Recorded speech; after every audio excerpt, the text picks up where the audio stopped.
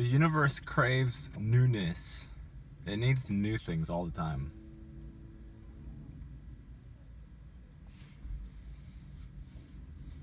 Never repeats. It looks like it repeats sometimes, but it never actually repeats. So the idea is to, since we don't want pure chaos, and nobody wants pure chaos.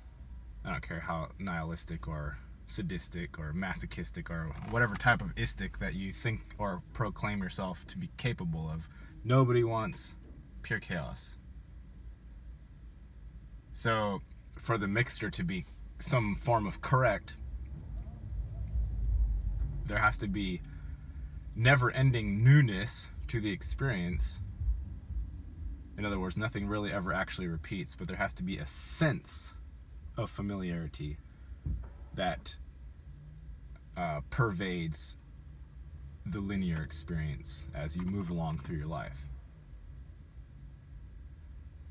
So that's why it feels like sometimes we're repeating cycles, or sometimes it feels like you're having deja vu. Sometimes it feels like you're stuck in the same place for a really long time. But you're not ever stuck, and you can't ever get stuck. It's impossible. One sort of coping mechanism for if you're feeling frustrated, if you're feeling like things are never going to change, flip your perspective and see how long you can make that situation stay. I promise you that as soon as you do that, it will change. Because our manifestation slash desire mechanisms here are off. So if you say in words what you want, what you get at some point is not ever what the words said. It's hard to describe, but we don't get what we ask for. We get some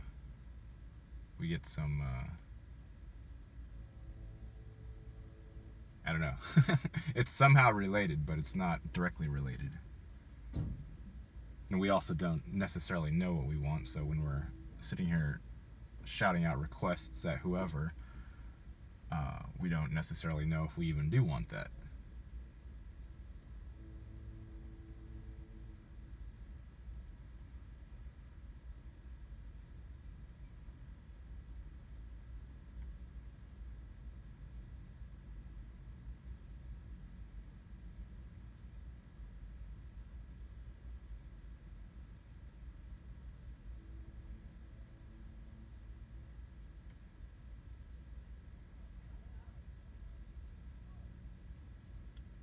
Never repeats. Never has repeated, ever. Even the idea that we're playing out some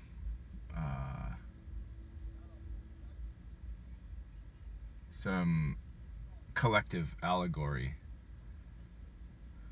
even if you say we're playing out a cosmic drama, and you told yourself there's one cosmic drama, and then you gathered together all the pieces, because there are pieces everywhere.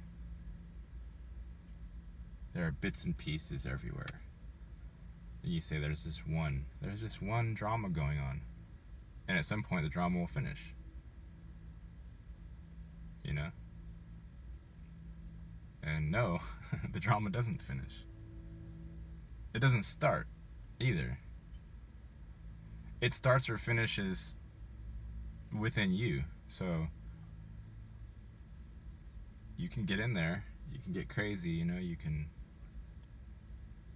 jump up and down and scream and go talk to your neighbor and ask them what the fuck is going on, talk to your parents, see what they'll tell you. You can meditate, you can do 1,000 billion things. You should be doing all of those things, actually. You shouldn't just be sitting around and doing nothing.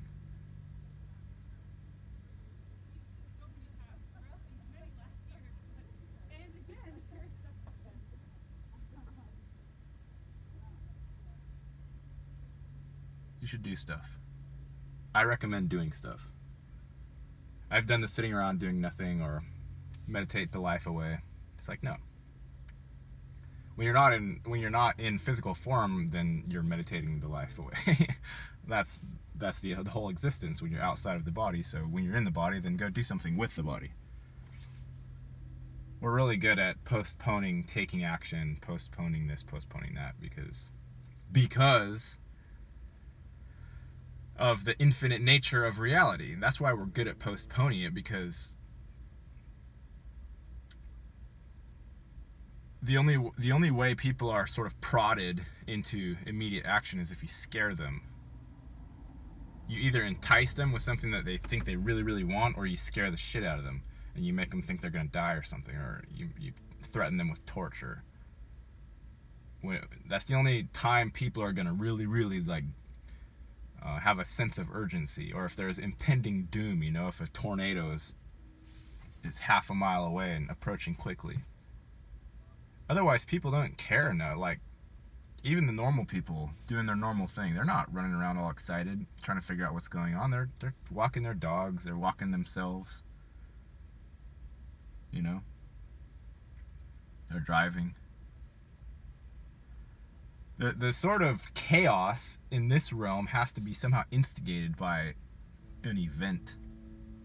It doesn't just happen by itself.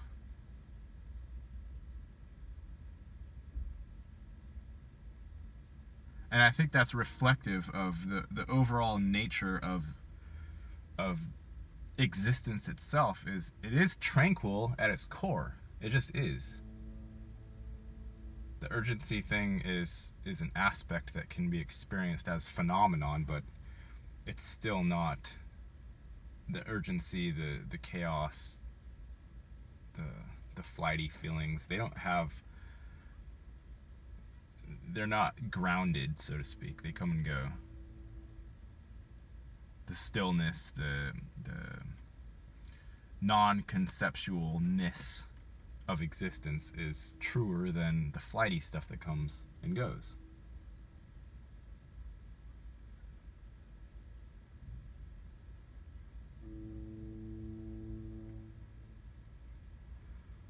I'm gonna share this video.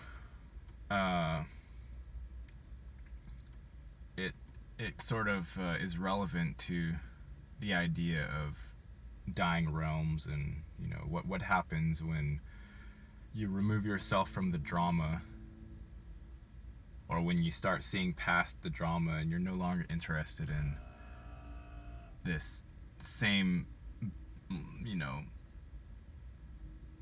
show that goes on every single day, and all the pretense and the pleasantries and the posturing, all of this stuff. When you start seeing past it, then there's a certain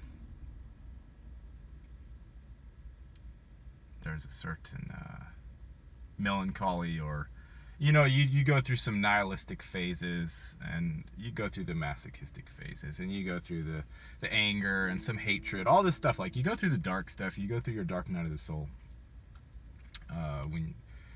when you're still holding on to this idea of meaning and what we're supposed to be doing with the lives and all this, before you come out the other side, because you do come out the other side, and then it's like normalcy has returned, but in a completely different fashion than it was before you were traumatized and came out the other side. So I'm gonna share with you this Jed McKenna clip about his awakening.